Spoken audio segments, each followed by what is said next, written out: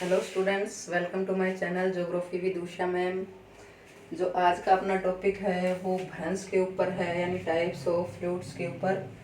इसके भ्रंश क्या होता है और इसके टाइप क्या होते हैं वो देखेंगे। तो चलो वीडियो को स्टार्ट कर लेते हैं। जो भ्रंश है, सबसे पहले तो इसकी परिभाषा क्या होगी। जो अपन ने पीछे अंतर्जात बहिर्जात बल पढ़े थे उसमें पता किया था, और उसमें जो अलग अलग टाइप थे उसमें जो आपका तनाव मूलक था उसमें क्या था, भ्रंश पढ़ना। तो भ्रंश क्या होता है, तनाव क्या होता है, पहले तो ये देखेंगे तनाव क्या होता है। यानी तनाव का मतलब होता है टेंशन। ये एक दूसरे के अपोजिट बल लगता है, एक बल इधर और एक बल इधर, यानी तनाव का। और संपीड़न का मतलब क्या होता है, एक बल इधर और एक, यानी एक दूसरे के आमने सामने बल लगता है, उसको हम क्या बोलते हैं, संपीड़न, और इसको तनाव। तो जो भ्रंश होते हैं ज्यादातर वो सारे तनाव के ऊपर होते हैं। तनाव पड़ता है धरातल के ऊपर। ये धरातल है, इस धरातल के ऊपर तनाव के कारण ये इधर जा रही है और ये इधर जा रही है, तो इसमें दरार पड़ जाती है। तो उसको हम क्या बोलते हैं, भ्रंश बोलते हैं भाई। तो भ्रंश की हम परिभाषा देखें भ्रंश की, तो भ्रंश उस दरार को कहेंगे जो, भ्रंश किसको कहेंगे, वो दरार है, भ्रंश वो दरार है जो एक दूसरे की तरफ, यानी ये इधर की तरफ, उस दरार को कहेंगे जिस दरार के सहारे जो खंड बनता है, जो खंड होता है, एक खंड ये दूसरा खंड अगल बगल में खिसक जाते हैं। दरार पड़ने के कारण जो खंड अगल बगल में खिसक जाते हैं उसको हम भ्रंश कहते हैं। जैसे अफ्रीका की दरार घाटी एक भ्रंश है, तो ये दोनों तरफ खिसक जाएंगे तो यहाँ भ्रंश का निर्माण हो जाता है। तो ये कितने प्रकार के हैं वो देखेंगे। वो देखने के पहले थोड़ा सा इसको एक बार समझ लेते हैं। समझने के लिए आप सभी के घर पे सीढ़ियाँ है ना, उन सीढ़ियों से ज़्यादा जल्दी समझ में आएगा। ऐसे थोड़ा सा अटपटा लगेगा। दो सीढ़ी रखो आप, जैसे घर पे ये दो सीढ़ी हैं आपकी, ये ऊपर वाली है और ये क्या है, वो लंबवत रहती है ना। जैसे ये सीढ़ी है, सीढ़ी के बीच में जो अंतर होता है वो है समझाने के लिए। और ये क्या है फिर ये पहले नंबर की सीढ़ी, ये पहली सीढ़ी है, ये लंबाई है बीच की, सीढ़ी के बीच की। ये दूसरी सीढ़ी है, फर्स्ट वाली, ये दूसरी वाली, ठीक है। ये सहारे, जिस सहारे बन रहा है उसके सहारे, तो इसको हम बोलते हैं, जो ऊपर वाला है इसको हम बोलते हैं उत्क्षेपित खंड, और नीचे वाले को बोलते हैं अधक्षेपित खंड। ये थोड़ा खाली समझने के लिए, इसमें से कोई क्वेश्चन नहीं आता, क्वेश्चन प्रकार में से आते हैं, थोड़ा सा समझ लेते हैं। ये जो लंबाई होती है नीचे, इसको हम क्या बोलते हैं, नतिलंब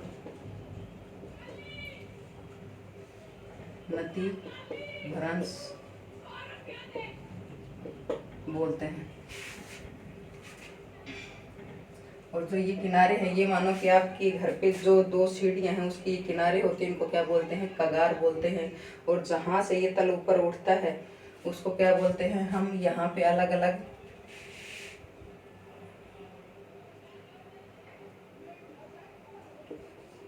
जहां से ये ऊपर उठता है उसको हम क्या बोलेंगे, ये धरातल लगा तल है इसका। ये क्या है, इसका तल। जो इसका तल है उसमें भित्ति का मतलब क्या होता है, दीवार। तो ये एक तो शीर्ष भित्ति होती है, एक पाद भित्ति होती है। पाद यानी फुट, पैर, यानी जड़, जहां से ये ऊपर उठा है वो जड़। भित्ति यानी दीवार। एक होती है शीर्ष भित्ति, ऊपर वाली।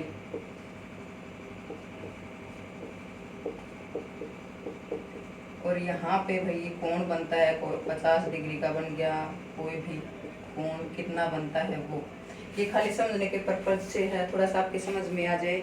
भ्रंश क्या होता है ये अपन ने डिस्कस कर लिया। बाकी जो चट्टानों का सामान्य रूप से टूटना, जिसमें भू संचरण नहीं होता है, उसको क्या बोलते हैं, हम विभंजन बोलते हैं। और विभंजन तल के सहारे ऊपर नीचे विस्थापित हो जाता है, जिसे भ्रंश कहा जाता है। क्या हो जाता है, जो विभंजन तल है, विभंजन तल के सहारे ऊपर नीचे जो खंड है वो विस्थापित हो जाए, उनको हम क्या बोलते हैं, भ्रंश बोलते हैं। बाकी जो इजी लैंग्वेज है वो मैंने आपको बता दी कि जब धरातल के ऊपर दरार पड़ती है, ये धरातल है, कोई भी धरातल है, इसके ऊपर दरार पड़ती है, इस दरार को हम क्या बोलते हैं, यानी बल के कारण दरार पड़ती, तनाव के कारण दरार पड़ जाती है, तो इस दरार को हम भ्रंश बोलते हैं। और जो ये दो खंड बट जाते हैं, ये अलग अलग मूवमेंट करते हैं। तो ये जो टाइप्स ऑफ फ्लूइड्स है, इन्हीं के ऊपर अपन करेंगे। जो फर्स्ट है आपका सामान्य भ्रंश। फर्स्ट क्या है आपका सामान्य भ्रंश। तो सामान्य भ्रंश में ये मानो कि ये आपका धरातल है, धरातल लगाओ, यानी पहाड़ी एरिया है या धरातल एरिया, जो भी एरिया है आपका, इसके अंदर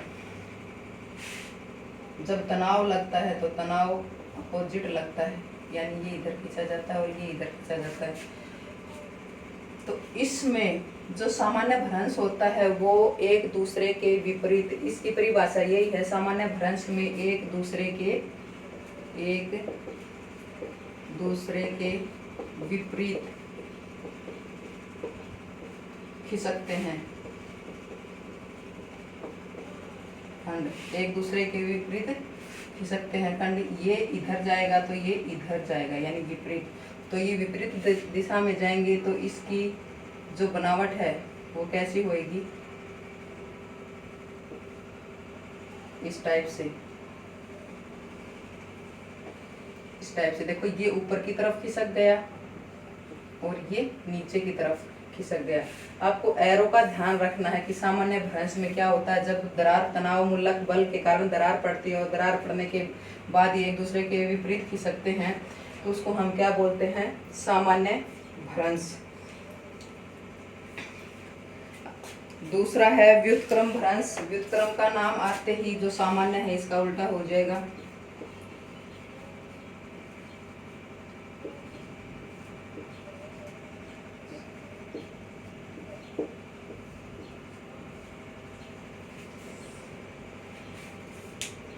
इसमें क्या है, जो भ्रंश ये आपका,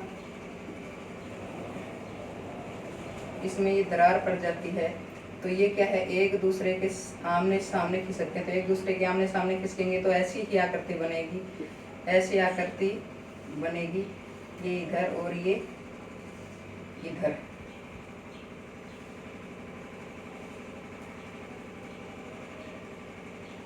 ये एरो की तरफ था, ये तो ऊपर की तरफ खिसक गया, ये नीचे की तरफ खिसक गया। इसमें क्या हुआ है, ये इधर खिसका है और ये इधर की तरफ खिसका, यानी ये इसके नीचे आ गया, ये इसके उधर चला गया। ये आमने सामने इनका बल लगा है, इसको हम क्या बोलेंगे, व्युत्क्रम भ्रंश बोलेंगे। जो आपका व्युत्क्रम भ्रंश है इसको रिवाइज फ्लूइड बोलते हैं और इसको नॉर्मल फ्लूइड्स बोलते हैं अगर इंग्लिश में देखा जाए तो।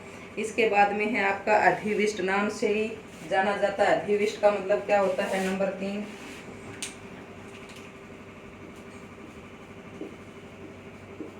अर्ध आरोपित एक दूसरे के ऊपर अधिविष्ट भ्रंश। ये क्या होता है, ये एक दूसरे के ऊपर जब ऐसे इसमें दरार पड़ती है तो ये क्या करते हैं, एक दूसरे के ऊपर ऐसे अत्यारोपित हो जाते हैं।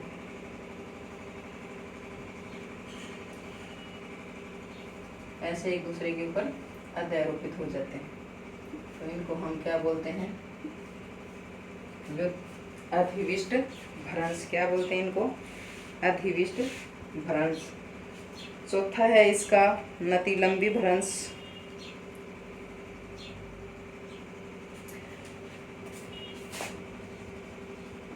नतिलंबी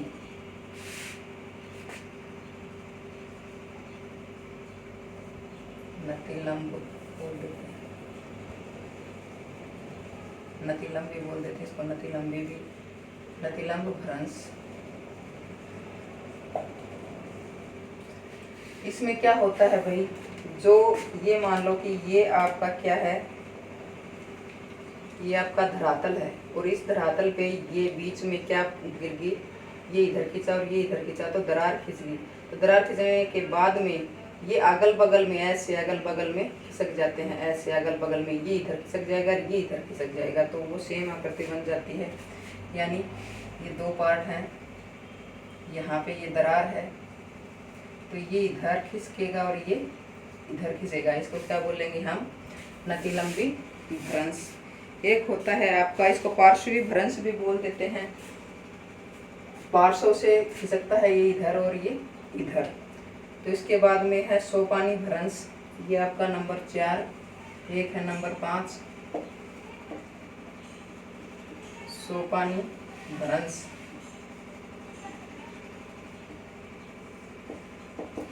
सोपानी भ्रंश में क्या होता है भाई, जैसे ये धरातल है आपका, कोई भी भाग है धरातल का है, पहाड़ी भाग है, कोई भी भाग है आपका ये इस प्रकार का, तो इसमें बहुत सारा तनाव मूलक बल लगने के बाद में तनाव मूलक बल लगता है तो बहुत सारी दरारें गिर जाती हैं, ऐसी दरारें गिर जाती हैं।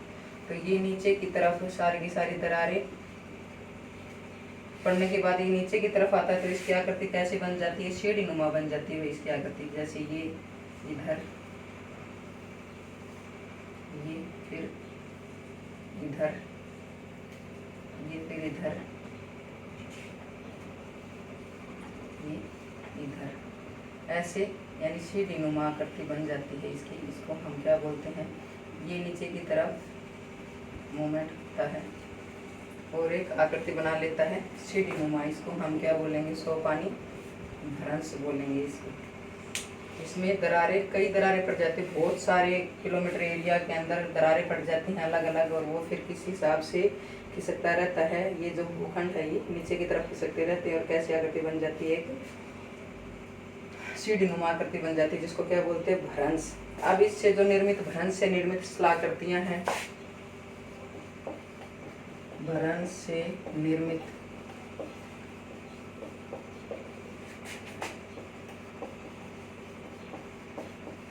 शिलाकृतियां ये देखेंगे तो इसमें पहली है होश या ब्लॉक पर्वत। इसकी उत्पत्ति कैसे होती है? पहली आकृति, थोड़ा सा ध्यान देना, इसमें जो आकृति होती है, जो ये भाग है इसका, ये इसका भाग है, इसमें क्या होता है?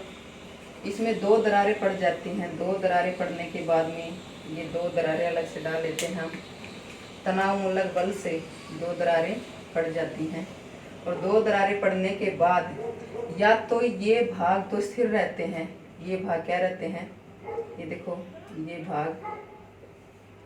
भाग क्या रहते हैं? स्थिर रहते हैं। और ये वाला पार्ट है, ये क्या हो जाता है? ऊपर खिसक जाता है। ये वाला पार्ट ऊपर खिसक जाता है, तो इसको हम क्या बोलते हैं?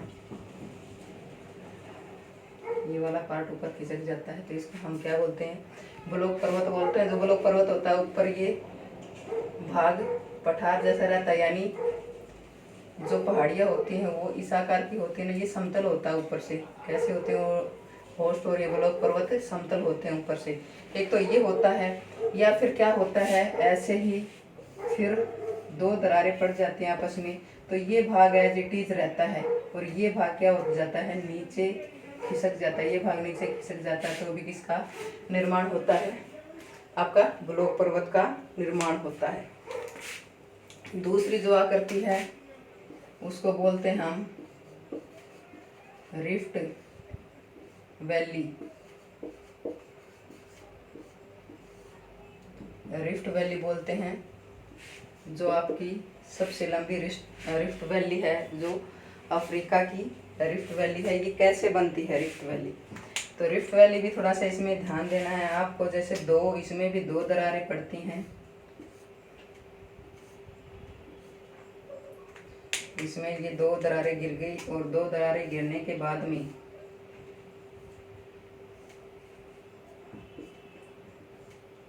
ये चट्टानी भाग लगा लो या फिर धरातल का भाग, जो भी लगा लो, इसमें अलग अलग चट्टानी हैं, ताकि पता चल जाए कि कौन सा भाग किसका है। थोड़ा सा आकृति बना लेते हैं इसमें।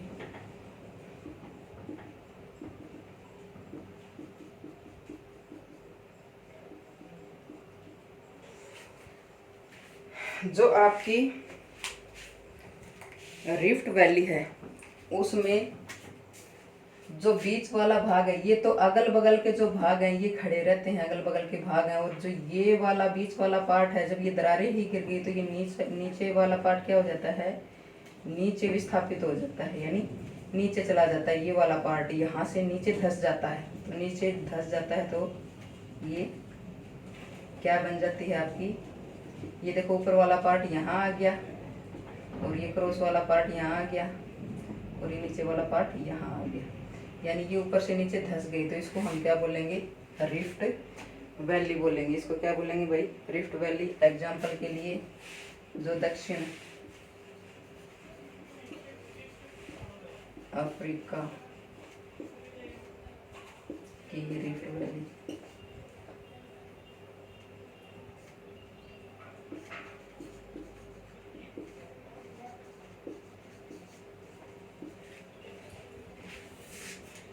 इसके बाद में नंबर 3 के ऊपर है रैंप वैली। क्या है, रैंप वैली। एक शब्द आता है ग्राबेन, क्या आता है, ग्राबेन। कई बार आ जाता है कि क्या होता है ग्राबेन। जो ये रिफ्ट वैली बनती है, ये घाटी बनती है, ये भी एक प्रकार की संकीर्ण घाटी है। क्या है, संकीर्ण घाटी। ये छोटे रूप में है और ये बड़े रूप में है। इसको भी ग्राबेन बोल सकते हैं, लेकिन ये बड़े रूप में बहुत लाखों किलोमीटर के उसमें फैली होती है, ये छोटी होती है। इसके बाद में होती है एक ramp valley. Number 3 ramp valley.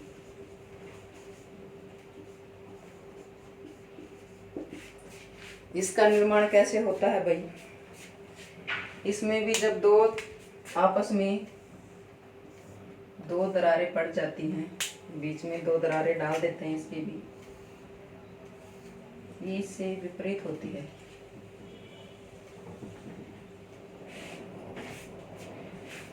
ये जो ये है इससे विपरीत होती है।